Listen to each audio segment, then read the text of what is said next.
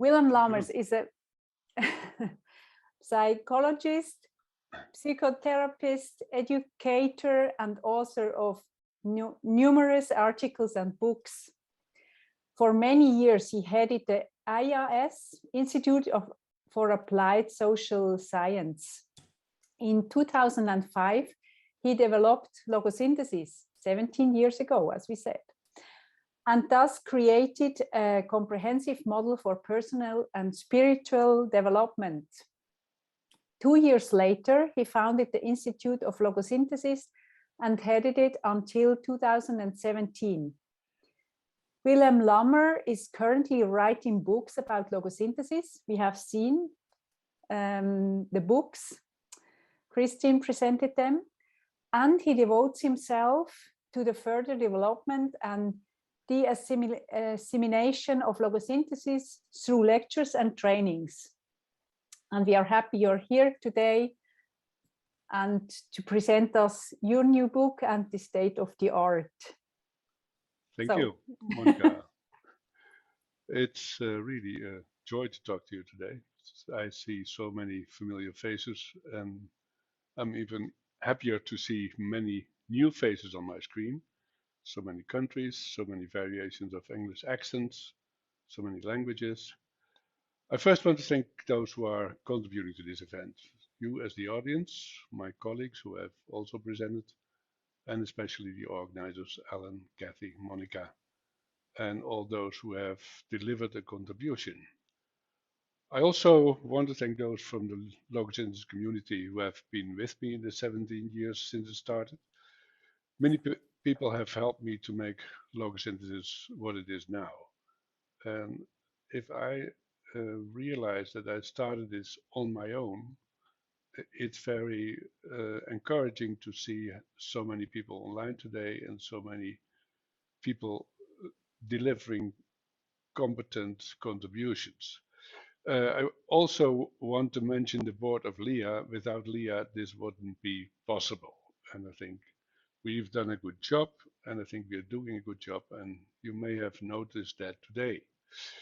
So Alan and Kathy have invited me to speak about the state of the art in logosynthesis. I've been writing a paper for many years, which I update every year. This time I'm talking about it and less writing. I like that expression, the state of the art. And there are two aspects to that expression. One, the state is what logosynthesis is, what it has been, and where it's going. And I have described the state of the art in a little paper, and I send that to Kathy so that you can read it afterwards. And in this little talk, I'm going to talk about logosynthesis as an art. Then I will offer an exercise for my new book, Alone to Alive, and talk some more about that book. I published the book in December together with Raya from the UK. Thank you, Raya, for your fantastic contribution to this. Then we come to the art. And logosynthesis is an art, and what does that mean?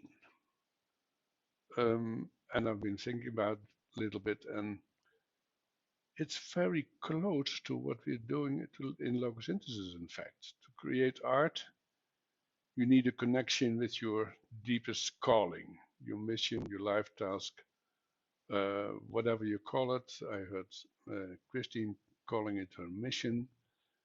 And that calling comes from your deepest core, from what we call essence. So you need a connection. And then to create art, you need to create a bridge between that core and the world you're living in. Because it's one thing is being in contact with essence, but it doesn't make sense if you don't enter the world. And that's what we call the matrix in logosynthesis. And it's a very challenging environment, as some of you may have noticed in the past 2 years. So you need to create a bridge, and to build that bridge, you need a medium. So if you're a painter, you need a canvas. If you're making music, you're using sound. You can be, if you're a writer, Laurie Weiss just presented on that, it can be words, or it can be a sport in the way Roger Federer plays tennis. I'm Swiss and I'm proud of Roger Federer, as you may understand. So to create art, you also need techniques to master the medium you've chosen. And once you have connected to your deepest core, when you've chosen a medium, and when you practice that medium, then you can reach out to the matrix you have chosen, and you can start to shape reality from your essence. So there is the matrix, there is essence, and from essence you enter the matrix. And logosynthesis is an art, and that art is to help people to heal and develop. And your medium is the power of words within the safe environment of a working alliance. We shouldn't ignore that. Logosynthesis is more than just words, it's a relationship. And you can learn, you can practice, you can master the techniques and the protocols, and then you can reach out into the matrix, and then you can start to shape reality. And you shape reality in the service of healing, development, personal, spiritual, for yourself and for others. So you create a field, or you learn to create a field in which people can connect to their essence, as well as to the matrix they have chosen for their life tasks. And maybe you have read my Discover Logosynthesis book, or my latest book, Alone to Alive. There are two kinds of issues we meet when people enter our practice. One is that people are disconnected by essence, from essence, and that they feel empty, their life doesn't have meaning. And the other issue is that they're frustrated because they know what they're here for in this world, and they keep running up walls because they don't connect to the matrix. And if they don't connect to the matrix, they cannot make relationships, they cannot activate the resources of the matrix. And one of the most important discovery Raya and I made was that the matrix is friendly if we bring love into the world. So you are all artists, and you're striving towards bringing out the best of you in the world. And Kristen just explained the procedures and the matrix protocols to become a practitioner. Karen beautifully said that it is a process. You bring the best of yourself into the world if you do your homework, as I call it. And art doesn't come easy. Usually artists suffer a lot. I see a few artists in this group, and we talked about this already. Art doesn't come by itself, and an idea is not an act, and an act is not an exhibition or a performance. So you must discover your potential, you must develop ideas, and you must check their importance within the conditions the matrix seems to offer you. And then you must find a language to express what you've found, and you must learn that language. And if you're a musician, you must practice the notes and the chords before you can fill silence with music. If running a marathon is your destiny, then you must work out and build up your muscles and your fitness for that challenge. If you're a painter, you must study techniques and materials, oil or acrylic or whatever, and translate them in colors on an empty canvas. And if you want to practice logosynthesis and you want to support people in fulfilling their life task, you must heal yourself first. You must go through the steps of training, supervision, practicing, and personal work before you can take the responsibility of guiding other people on their path in life. From there, you learn again, do your homework, go back into your own little cabin, think about the world, and then move out. And to enter the world for such a future, you need courage.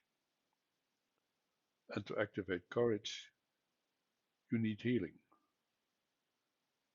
You must let go of the pain of the past to arrive in the present. And when you arrive in the present, you can start to shape the reality of your future. And when it comes to the state of the art, in my work, I've seen a shift. I've really gone through a very intensive process in the past few years. And for a long time, I have focused on disturbing memories and negative fantasies. I have developed protocols to resolve the energy patterns related to these states. And these are now easy to learn if you have learned how to build up a relationship.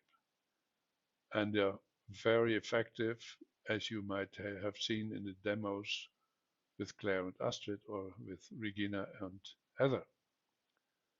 And in the years of the pandemic, there is a time before the pandemic, you're still in it, and I hope there will be a time after.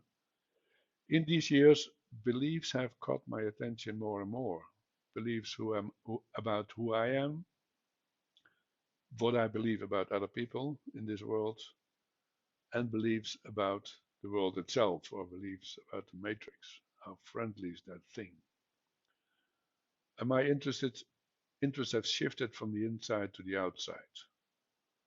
What are the beliefs that keep you frozen in times of a raging pandemic and a rapidly changing climate? What do you believe about your own potential? What do you believe about other people and their intentions? What do you believe about your environment and the people in it? In our work with Logosynthesis and in the community, we have gathered the experience that we can change the lives of our clients and our own, as Karen beautifully described. We have made clear that essence is everywhere because we made from it. We are stardust. We are spiritual beings making a human experience, as Pierre Teilhard de Chardin once said. Mahatma Gandhi has told us to become the change we wish to see in the world. And he has shown a great example in what he has done for India. I think that Logosynthesis is well equipped to support you on your path. Why? There are a number of reasons. First, it's in the philosophy. The philosophy of Logosynthesis tells you that you are more than your physical body. You are more than a mind that navigates you through the matrix. You are essence. That means you are a being beyond space and time with a mission in this world. And your essence is the core of your being, and it cannot be destroyed. So if everything goes wrong and haywire, and you don't know if you are crazy or if the world is, you know, we all know that our deepest nature, our core, is indestructible. That's the philosophy. Second, the methods of logosynthesis offer many different strategies to restore the connection with your deepest nature. Logosynthesis helps you, or these methods help you to access the potential and the resources you came with on the planet. And it helps you to access the resources of the planet in the servants of your mission. So you can resolve shame, guilt, grief, fear, and then you can access the potential to go for your mission. When that happens, you become more aware that you are essence and that you can learn to use logosynthesis techniques to restore your connection with that core. And you also become aware that every human being, every other person, stems from that source, that essence, even if it's sometimes difficult to see. If I look at the polarization that's happening in society, we really have to practice. How can we see the essence in someone else we don't agree with? And when you have restored the contact with your core, you become aware of your mission in the world. Automatically, you know what you're here for. And I've dedicated a whole chapter of my new book to finding your purpose and activating your energy on realizing that purpose. And that's the last aspect of this. When you know your mission, your purpose, your life task, then you will discover the resources you need to fulfill it. And these resources are laid out for you in the matrix. You will never hear from me that it comes easy. If I look what I went through in 17 years from being alone to having this talk today for so many people, something has happened and it didn't come easy. I can guarantee you. The matrix won't be waiting, may not be waiting for your ideas and products because the matrix doesn't know who you are. The matrix doesn't know what your mission is. And they will first think, okay, oh yeah, I've seen it all. I don't need something new. So you must go on a journey to fulfill your life task. At the moment, I'm reading Joseph Campbell, The Hero with a Thousand Faces. And Joseph Campbell has called this the hero's journey. It brings ups and downs and ever new challenges. And the hero's journey moves from alone to alive. When you, as the hero in your story, first become aware of your task, it feels as if you're alone in an overwhelming universe. If you accept the challenge, make it yours, and you go on your journey, then you discover that there's unexpected support on many occasions. And that support is the face of essence in the matrix. And if you're in contact with essence and in contact with your mission, you will automatically contact the matrix, and the matrix will provide ever new resources on your path. And you'll never be alone. And that's the message from alone to alive. And it's illustrated beautifully in a session with Michelle at the beginning of the book. And you can learn to connect to people and resources in what we call the matrix. The matrix is not the dystopic limiting environment that's painted in the media and in the internet. Every corner of the matrix offers resources. That doesn't mean that these all are always easily accessible. There is not such a thing as a free lunch. The resources may be wrapped in challenges that you must overcome. You must learn to recognize opportunities, and you may need to learn more to access those resources. That's the art of logosynthesis, to reconnect to your essence and enter the matrix with your mission. So then logosynthesis allows you to recognize why you are on this planet, and it allows you to recognize the people and the resources that enable you to accomplish your life tasks. And practicing the art of logosynthesis will first help you to heal, to overcome the pain of the past, fear, anxiety, abandonment, rejection, loneliness, shame, guilt, and isolation. And then Logosynthesis will help you to develop, to find the courage to actively shape reality, to bring the energy of your essence into the world, into the matrix we all share, and the part of the matrix you have chosen to raise the frequency and the field strength of our immortal being. And I think this Logosynthesis Day is a beautiful example of what's possible when creative and courageous people start shaping reality. 70 years ago, on that Monday or Tuesday in 2006, 5, I was alone, and nobody had a clue what I was trying to say. And some colleagues considered me crazy. This cannot work. This cannot be true. This is not psychotherapy. And today, more than 300 people have signed up for this event. So that's not bad. And I must say, I feel a lot more alive than 17 years ago. So now we'll move to the second part of this presentation. I'll tell you a little bit about my new book, and then we'll do an exercise to resolve a limiting belief. And at the end, we will have an opportunity for questions and answers. So, Alan, did you activate my co-host? Yes.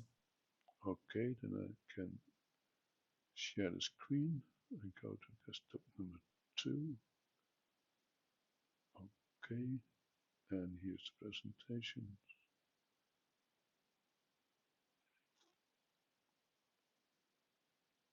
Does this work? Yes, it works. It works. Okay, always glad when it works. So the state of the art, or the state of the art.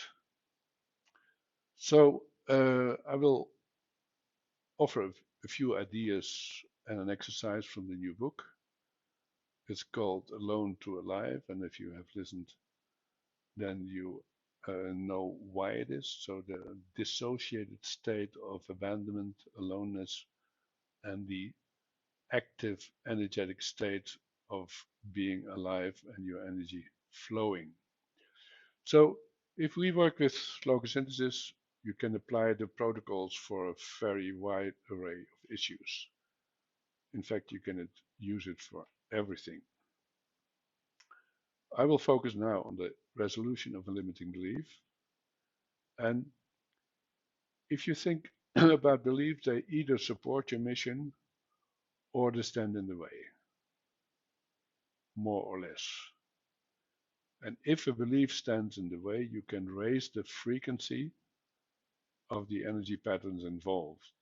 For those of you who are not familiar with frequency, I refer to David Hawkins and his map of consciousness. You can find that in the internet. Most of you have already seen me working with it or worked with it themselves. When you are aware, and I think that's a very important aspect of logosynthesis, we don't think in the like mind or body, we think about energy.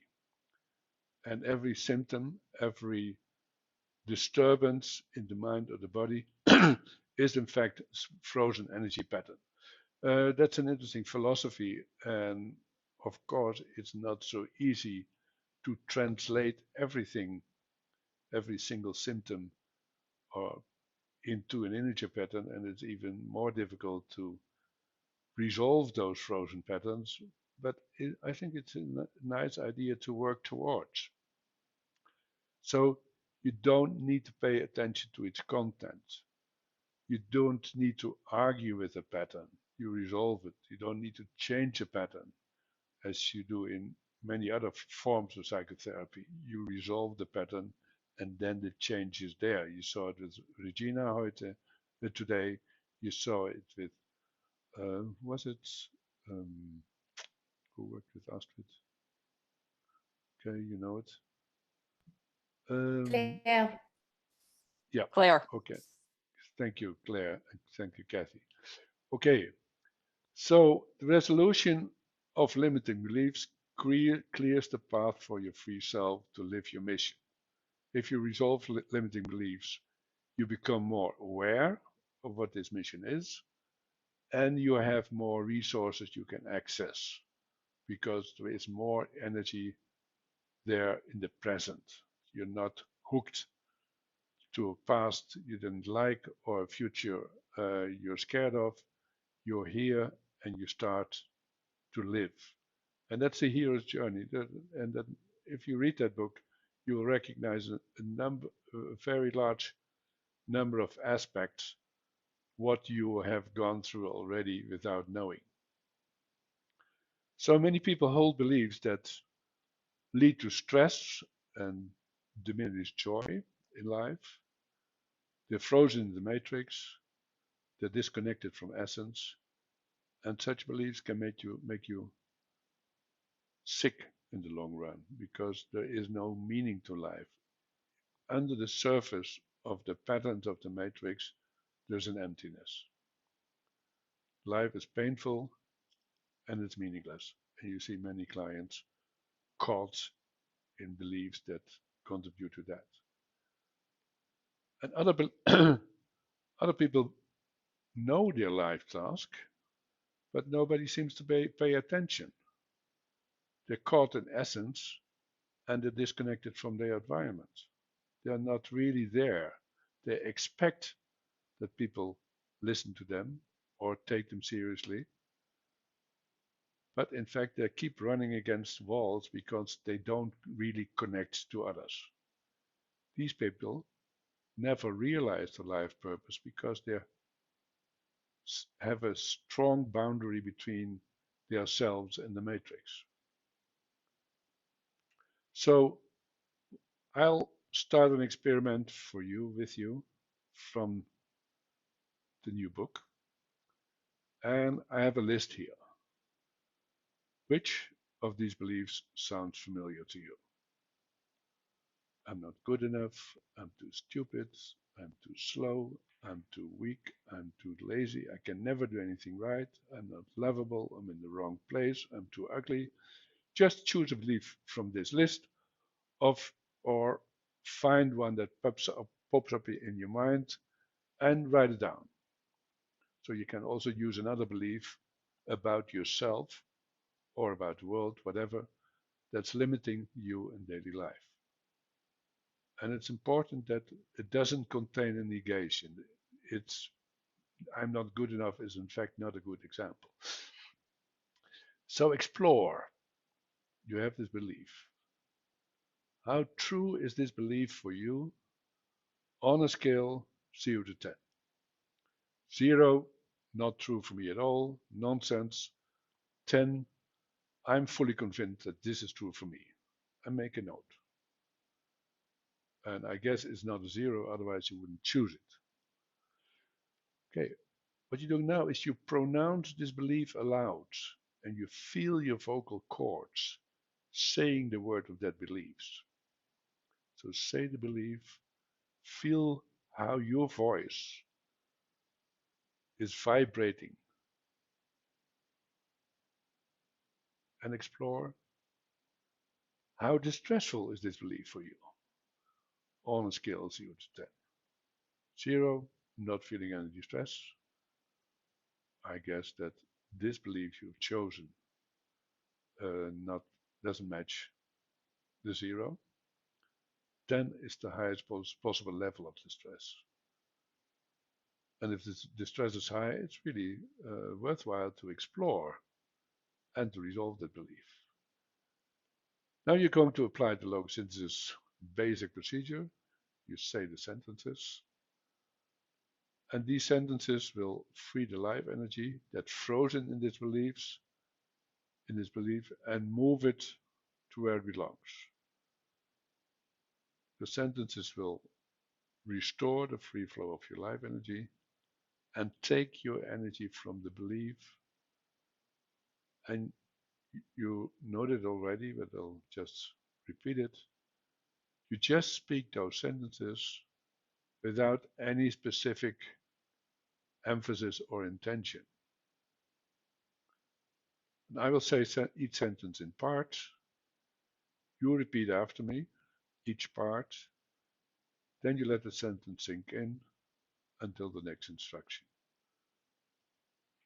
It's best to say this loud, so not for yourself. You can do that if you're trained. You say it softly, you let it sink in, you let it work, the sentence. You don't even need to understand the sentence. The logic of the sentence is in the philosophy and not in what your brain understands. So focus again on the belief you want to change. It was one of these. Not good enough, too stupid, too slow, too weak, too lazy. Can never do anything right, not lovable, in the wrong place, too ugly. Or one you have chosen yourself. So I'll give you the sentence of Logosynthesis basic procedure. You repeat what I say after me. And here you go. I retrieve all my energy. Repeat. Bound up in this belief. Bound. Mention the belief. I take it to the right place in myself. And you let that sink in.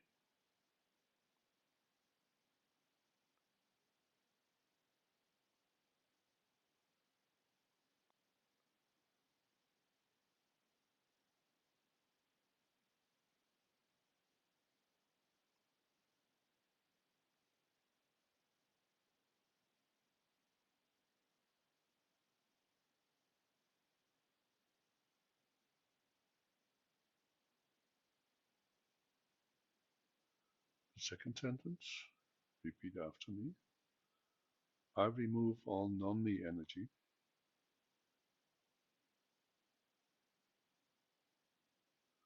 related to this belief, and say the belief, from all of my cells, all of my body, and from all of my personal space, and I send it to where it truly belongs. And you let it sink in.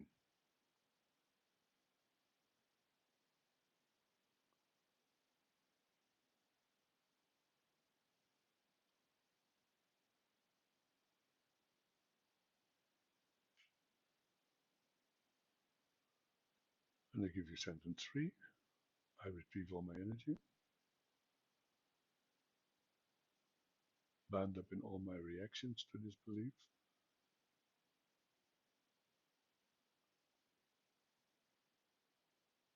and I take it to the right place in myself, in the here and now as an adult person, in the service of my mission in this life.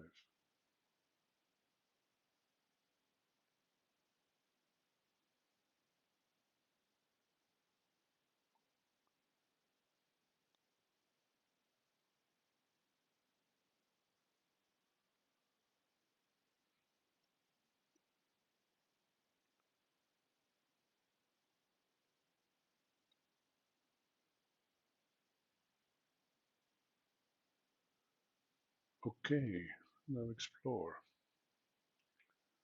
What happens if you think about the belief now? If you like, you can share the experience in the chat. I have to interrupt the presentation because I can't see the chat.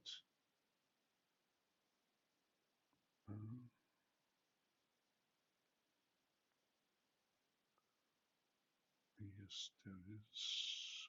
Okay.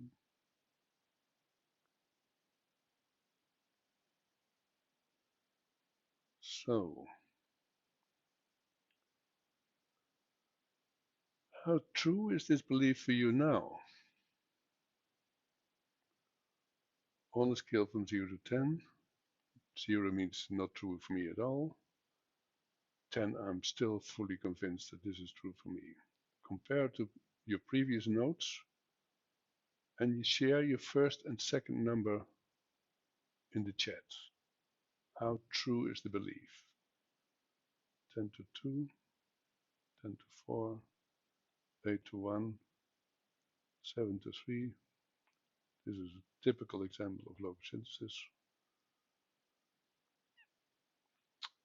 Okay, good. Then look at the next score. How distressful is this belief for you now on a scale from 0 to 10? 0, I'm not experiencing no distress at all. 10, the highest possible level. And again, share your number of the distress scale 0 to 10 for this belief in the chat.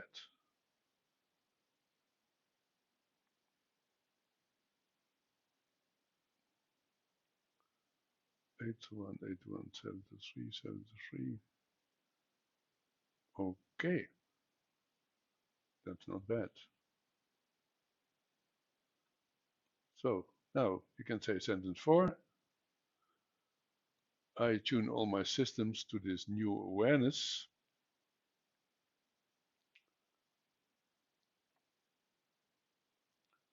And let that sentence sink in.